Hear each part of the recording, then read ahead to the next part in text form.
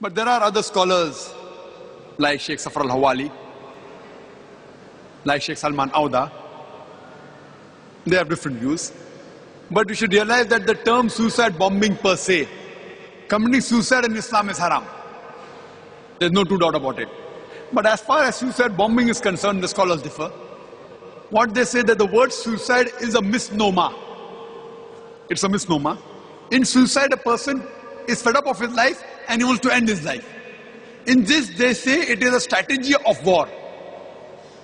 The main intention is to cause loss to the enemy, and while doing that, there are high chances that they will die. So therefore, it's a strategy of war, which scholars like Salman Auda say it is right. But it does not mean that any Muslim wakes up in the morning and ties the bomb and goes.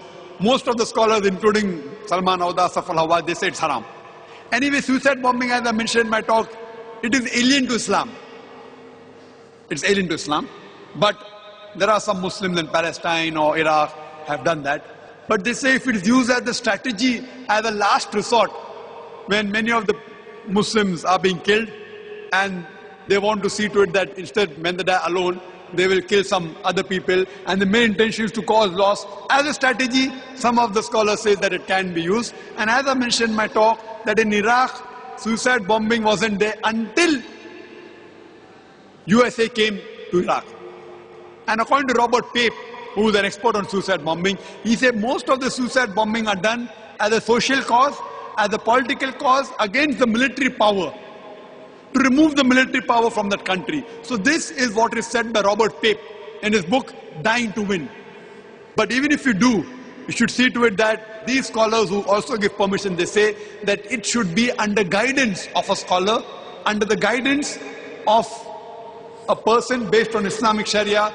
Normally you should not kill innocent human being. You can't kill innocent human being. It's haram in Islam according to Surah Ma'idah chapter 5 verse 2. Taking all this into consideration, in some cases, some scholars give permission, it can be done. Hope that answers the question. Yes, brother. Assalamu alaikum, sir. My name is Muhammad Firaz, sir. I have a question for you. It's a non-Muslim question. Actually, he is Gnostic. He won't believe any religion. So he asked me the question, who created the God? God created us, and who created God? So how should I answer him? Brother asked a question that a non-Muslim atheist asked him the question, who created God? The answer is that it is like my friend, whose name is John. His brother Jack was admitted to the hospital, he tells me. Brother John tells me that my brother Jack was admitted to the hospital.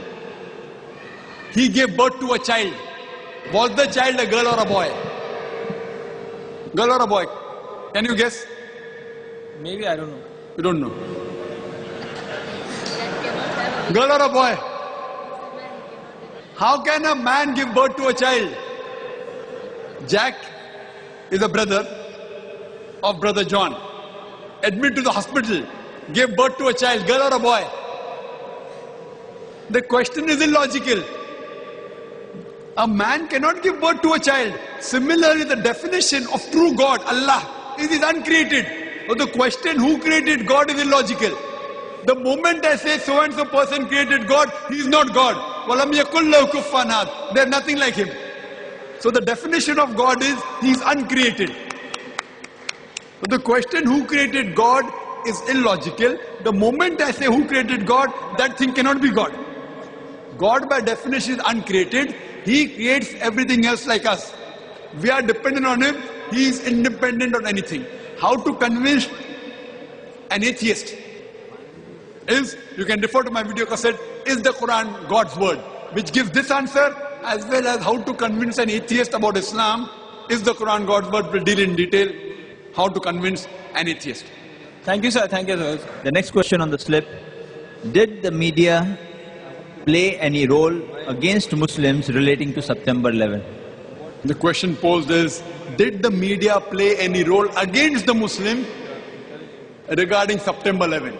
It is no hidden secret. The media says that there were about 13 or odd Arabs who went in a plane and crashed on the World Trade Center. How they came to know, In the crash, they found a passport. Imagine 2000 degrees centigrade. So the next joke was that next time the clothing of the American soldiers in the military should be made of that passport. Everything burns but the passport survives. Then the news tells us that this Muslim Arab, he had gone to an alcoholic bar one day before boarding the plane. Imagine a human being wants to give up his life. He knows he's going to die and he goes to an alcoholic bar, being a Muslim. I mean, where do they get the information from? It is nothing but to malign. And who did it? Osama bin Laden did it. Imagine CIA, which has a budget of billions of dollars a year. FBI, billions of dollars a year. Even a bird cannot fly on the Pentagon without being noticed, and a plane comes and crashes in Pentagon. Later on, there are various theories. I am saying theories because we don't know the fact. How it happened. When they analyze the hole made in Pentagon, they say it cannot be made by an airplane. So all these are just to malign the Muslims. So the media is utilizing this. It's a big, as some of the theories say, it was an inside job. The way the World Trade Center collapsed, it can't be a plane hitting. It was an inside job. Allahu Alam. But whatever happened, however much they tried to attack Islam, Makaru makarallah wallahu khairul makirin.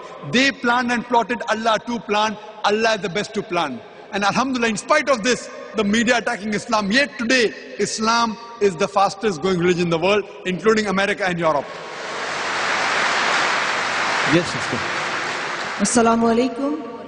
My name is Dr. Khan, and I would like to ask you that, is it allowed in our religion for women to use media for the propagation of Islam? Because some of our scholars don't allow us to record audio cassettes and bring back home so that maybe make our husbands listen and all that. And is it allowed or not, and how can we convince them? Thank you. The sister has asked the question that can Muslimas, Muslim women, take part in media to convey the message or to fight against the evil, etc. And according to her, some scholars have been fatwa it's haram. The sister, certain things surely is halal. You can write articles which no scholar will say it's haram. You can write articles, whether in the newspapers, whether on the internet. Surely certain things you can surely take part. As far as the print media is concerned. As far as the audio media is concerned, the difference of opinion. Some scholars say yes, some scholars say no. But normally the voice doesn't come in the aura of the woman. But natural, but normally to be effective, you have to modulate your voice. So if you take care that you unnecessarily don't modulate and don't higgle and don't haggle and don't do too much of laughing, etc., most of the scholars say it can be permitted. As far as coming on the television, again, difference of opinion is there. That most of the scholars, they say that women cannot come on the television. There are many scholars who say that if she is in proper hijab, she's covering herself completely and only showing her face and hands up to the wrist, as long as she's not too much complacent in her voice and following the other rules of Sharia, she can be permitted. But the majority of the scholars say no. She can't be allowed to come in front of the television because the Quran says in Surah Nur, chapter number 24, verse number 30, say to the believing man that he should lower his gaze and guard his modesty. So based on these verses and other hadith, the scholars are divided. But recently, last year, the top Salaf scholars, Salafi scholars, like Sheikh Nasr al-Awad, out in Saudi Arabia, and I was shocked that he also gave permission that a woman, if she's properly dressed, even though she's not in niqab, because niqab is not a fard in Islam. Though some scholars say yes, but according to Sheikh Nasr al-Albani, etc., niqab covering the face is not fard in Islam. But today many scholars, not majority, yet there are few. In numbers there are many, but in percentage there are few. Good scholars have given the fatwa, like Sheikh Nasr al-Awad in Saudi Arabia, that because of the media, we should permit women to come in the television. But even today, the opinion is divided. Majority of the scholars today say that yet a woman should not come on the television because it would be against the verse of the Quran, Surah Nur, chapter 24, verse number 30, where a man is supposed to lower the gaze. So if she comes on the television, there are mahram watching the television, so she cannot come. So the opinion is divided, sister. Whichever you feel is more closer, you can take your choice. Hope that answers the question.